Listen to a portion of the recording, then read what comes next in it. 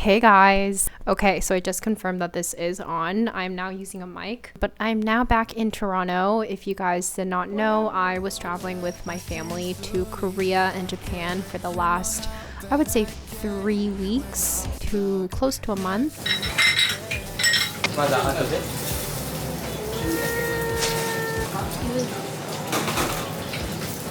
It's just been the most wonderful time there, mentally and physically and soulfully. My entire body just feels so rejuvenated.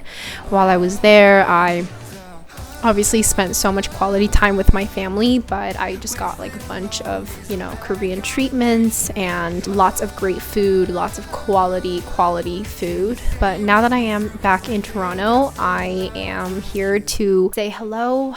I am happy that I'm back in the city and I get to meet up with all of my friends. I'm wearing this top. I think it's from Princess Polly. It's just this like boyfriend style ribbed tank top. This skirt, I bought it from this. In Korea, if you go to these independent stores, they sell clothes that are like limited edition for various brands.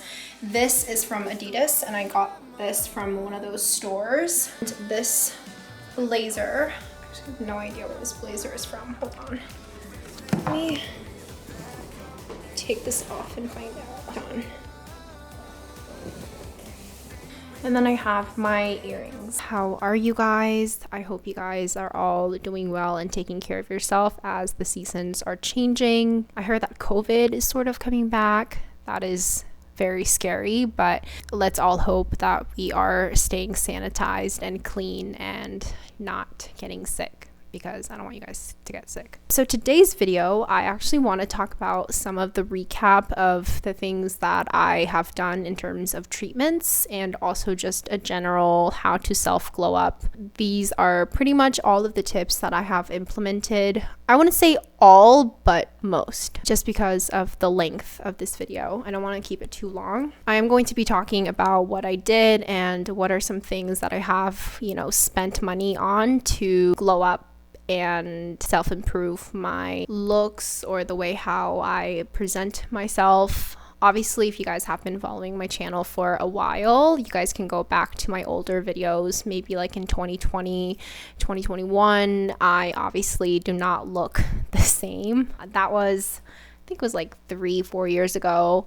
Obviously, time really does make you look so different, but I have put in a lot of work and effort into presenting the version that I am right now, that I am pretty happy of. And obviously there's still a lot of room to improve, but I feel pretty good and satisfied as of now. So I want to spill all of, the little beauty secrets and beauty hacks and things that I've done to maximize my younger 20s and what I am currently doing to continuously improve the way how I present myself. So if you guys are ready, let's get right into it. Okay, I want to start off with the four most important, which is, in my opinion, is sanitation.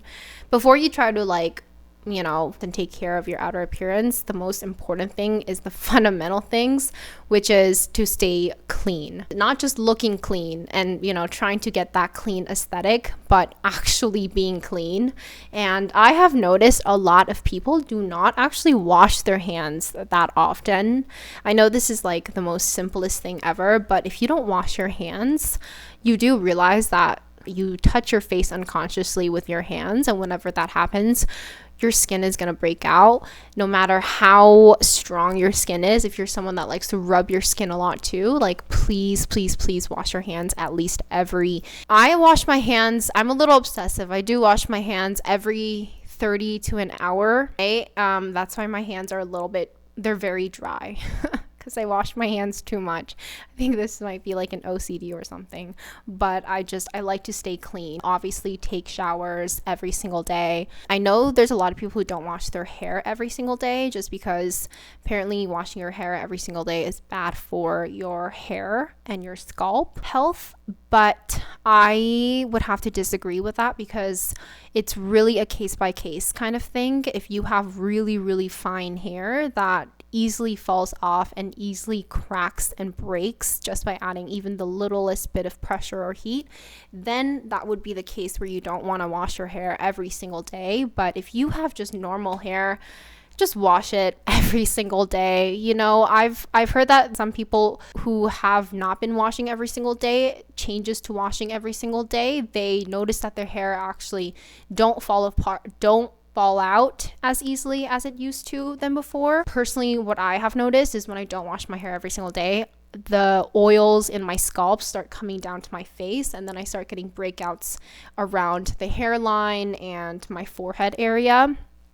I hate it when that happens. Not that it happened a lot because I wash my hair every single day, but please do that. And when it comes to your hair, I personally like doing hair treatments when I'm in the shower. I think taking care of your hair and your hair quality is so important. And it's really the details that make someone look like, oh wow, they really take care of themselves, versus someone who just like, oh, you can tell they only care about like the physical things. But we want to make sure we rejuvenated and really take care of ourselves from the inside out. I really think taking care of your hair is really important. And this is actually a tip that I have been implementing for a while now, but if you want really silky hair and hair that doesn't easily fall off, hair that doesn't easily break off in the ends, and it also lasts and feels so soft for the longest time, try to invest in looking for a Japanese hair serum or any Japanese hair products. I have no idea what they put into their products, but what I've noticed is during my trip, every single time I go to Japan, I've noticed that the water in Japan just has a lot less minerals, so it's so soft. And whenever I wash my hair in Japan, my hair, I honestly don't even need a hair serum. It just stays, it feels like I put conditioner even though I don't put conditioner. I think it's something about their water or something about some chemicals that they like to put in. I'm not quite sure, but if you can, try to look for hair serums or hair products that are made in Japan. I'm not sure if it's going to give you the same type of results if it's just a Japanese product that is made in, some other country. Definitely look for the ones that are made in Japan. I can maybe show you guys like a photo right here. This one is the one that I personally use. By the way, none of the products that I mentioned in this video is sponsored. So all of these products are bought with my own money out of my own bank account with zero integration from any brands. I wish. If any brands are watching this and you see any of the products that I mentioned, please reach out to me. I love your product. So yeah, that is what I would do with my hair. Definitely make sure that you're putting on hair serum when your hair is really damp instead of, drying your hair and then putting it on top, because that's just going to make it super oily and not work as effectively. And then moving on to skin, I obviously went through a lot of changes for my skin, but the biggest thing for me for my skin was my diet. The way how I changed my diet and kind of cut off foods that I knew was going to be bad for my skin. The biggest thing was certain types of oils. I've noticed that whenever I eat foods or snacks that contain palm oil, sunflower oil, even sometimes canola oil, vegetable oil, any of those oils, vegetable oil, I would say it's the least worst. Or no. Avocado oil or coconut oil is the least worst. And then I would say vegetable oil. And then I would say all of those other oils, try to just avoid. Don't even let's not even put in the rank because they're just horrible. So every single time I would eat those foods that contains those oils, I would get these humongous underneath the skin breakouts all over my skin. So I've noticed that if you see the ingredients in ramens, I used to be the biggest ramen freak. I loved ramen. I would eat ramen dry or cooked every single day. And so once I cut off ramen, my skin I think I cut off ramen for about 5 years. I literally did not put ramen in my mouth at all for 5 years. And my skin, I wouldn't say completely, but at least almost cleared up just by doing that. So diet was probably the biggest thing for me, and to really heal my gut, healing my stomach, healing my gut, that was the biggest thing. I have so many videos about healing guts, healing your IBS and things like that. I can try to leave them in the link below if you guys want to check them out, go ahead. They will be very helpful. But yeah, that is for my skin. Obviously, skincare is really important too, but I don't want to put that in this video. I feel like skincare is just going to take way too much time. I'm going to put that in another video separately for just skin. But I personally use the products from Incel Derm. Incel Derm is a Korean brand. I am pretty sure it's like a membership kind of a brand. You would have to become a member in order to purchase their products. I know I purchase my products from my aunt because she's a member, and we just pay her and she sends us the products. They don't sell it in Canada for some reason, so we would have to ask her to ship it every time. I use their rose toner and their serum, and I used to use their gel, but I don't use them anymore, and now I just use a gel cream from, I forgot the brand's name, but maybe I'll like insert it somewhere over here. I've just been using this. My skin is very oily. It's very oily but dry on the inside. So I've noticed that if I ever apply creams that are not gel based, even like lotion based or just cream based, anything that has white color in it, my skin would break out like crazy, and I would just get a bunch of like oily particles and a lot of whiteheads all over my face. After I changed it into gel types and nothing that has a white color in any of my skincare, my skin, the oiliness and all that whiteheads went away. With your skin, I think it's really important to maintain that oil and moisture balance. If you're someone who has a lot of oil on your face, that pretty much just means that you lack hydration, and like inside oil, you only have so much oil outside because you lack oil inside. So your pores and your skin is producing more oil and more sebums. They call it sebum. So in order to reduce that, you actually want to put in oil inside the skin or put in that hydration inside the skin. If this balance is disturbed, which easily happens because of acne, or if you're someone who dealt with a lot of like skin problems in your face. I was also one of them. Personally, for me, the treatment that I got has significantly helped because my skin feels so hydrated even when I don't even put moisturizer. Guys, I am gonna say, like, putting in money, it really is worth it every time. It's obviously not gonna be the case for you. Then moisturizing your skin with a proper hydration, hyaluronic acid, any products with hyaluronic acid, I would highly recommend. Maintaining that oil moisture balance, definitely focus on that. And also make sure to exfoliate your skin using AHA or BHA at least twice a week. You can do it every single day, but I just use it twice a week. That's really important if you don't want to continuously get your skin to break out. Now, those are obviously the daily habits, but if you are someone that is willing to make a really good investment into your skin, this is actually something that I got when I went to Korea for this trip, and it's called some sort of like a stem cell. Hold on, I actually wrote this down. Okay guys, so I can't find the name, but I will put it somewhere on the screen. But it's basically when they take out really healthy blood cells from my body, and then the dermatologist injected it into all over my skin so that my skin can heal on its own and pretty much just rejuvenate the skin layer and the outer layer so that it becomes more healthier in general. So it's not like a scary thing, but they do put you under anesthesia and you sleep for like about an hour, and they just do it for you. I remember I was getting this in Seoul, in Gangnam, because that is where the place that I went to was at, and I was so scared because I've never been under anesthesia before. They did that to me and I was like freaking out. I was like, is there any way I can, get this procedure done without an anesthesia? Like, do I really have to be put to sleep? I'm so scared. But they said that the pain is unbearable if you don't do anesthesia, because right after I got it done, my entire face was like, it looked like this. I'm not joking. It actually looked like a freaking volleyball. All over my face there were bruises, because what they would do is they don't want to kill any of the healthy cells, so they put in and inject in a big needle, and then they inject in those healthy blood cells. They also put in like hyaluronic acid and vitamin C and lots of different things that helps with your skin to glow. After that, I've really noticed my skin, in terms of my acne scars and just like scars in general, was significantly gone. And even after I came back and there were new scars that were occurring because I was touching my face again, which is really annoying, but it's a bad habit, I know. Even those scars would actually heal on its own a lot faster, and the speed and the finishing look of it was significantly diminished versus when I had scars previously to getting this treatment. It would take forever for the scars to go away.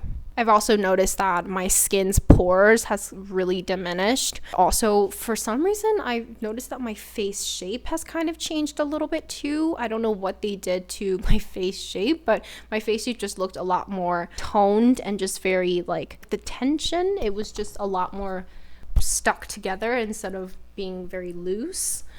I think it's because they're putting in collagen, so it really like makes your skin to like boost up and stick together. It was pretty expensive. I would say it was around like $900 something in USD, probably even higher, but it was absolutely worth it. I think if you're willing to put in investment, definitely look for that. I have also gotten a lot of questions about your face tension and like how your face shape and your face jawline and your double chin can change and look better. I have posted a video that I discussed about this already, and I've also even posted a facial routine where I show you guys how I use my gua sha tool every single night to help structure and tone my face. So every single day, I would highly recommend doing that because it's the daily, everyday habits that make a huge difference.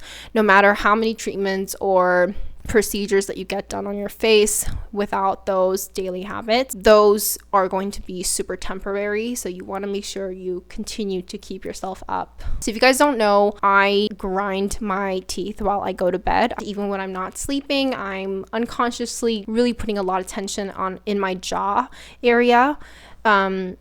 I don't know why. Maybe it's just the structure of my mouth. Because of that, I was having extreme pains in my jaw and my temple area. And it was getting so bad to the point where whenever I would open my mouth, it would hurt so much I couldn't open my mouth fully. Every time I like eat, it would make a bunch of jaw sounds because the jaw alignment would be disjointed. Not for aesthetic purposes. I did get it for health purposes. So I did get a jaw Botox on both sides, and I also got it on my temple area because I was having just so much pain, and I just realized that I have done everything that I can on my own by massaging it and really just not trying to eat any hard foods and not trying to have any tension. Try to use, different methods while I go to bed so that I don't grind my teeth. Still was very limited for me, so I did ask for help. This is something that a lot of dentists also inject in for their patients, for anyone who grind their teeth while they go to bed or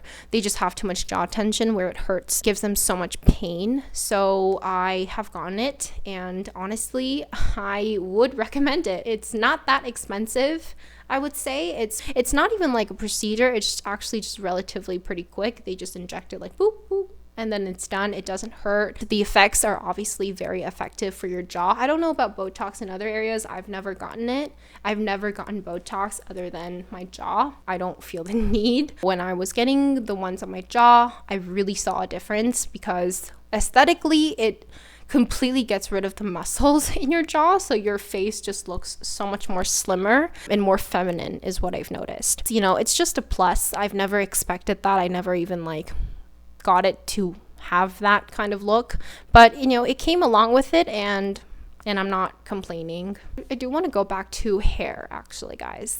I got a hair perm in my roots because I'm such a preacher in terms of hair volume, because if you see someone that has zero hair volume in their roots, it just makes them look like you look a little dumb, versus someone who actually has some volume in the hair roots area. But if you have straight hair and straightly fine hair that has zero volume, I would highly recommend getting your hair roots permed. Again, it is money, but it's very, very worth it. And the more your hair grows out, the volume kind of like moves along with it, which actually creates a more natural volume look. So I'm really happy with how it turned out. The rest of your hair, you want to make sure you keep it healthy, so don't perm it. I wouldn't recommend perming the rest of your hair. You can always use with a hair straightener or a curler or a blow dryer, or even like heatless curls, those tools where you like curl it.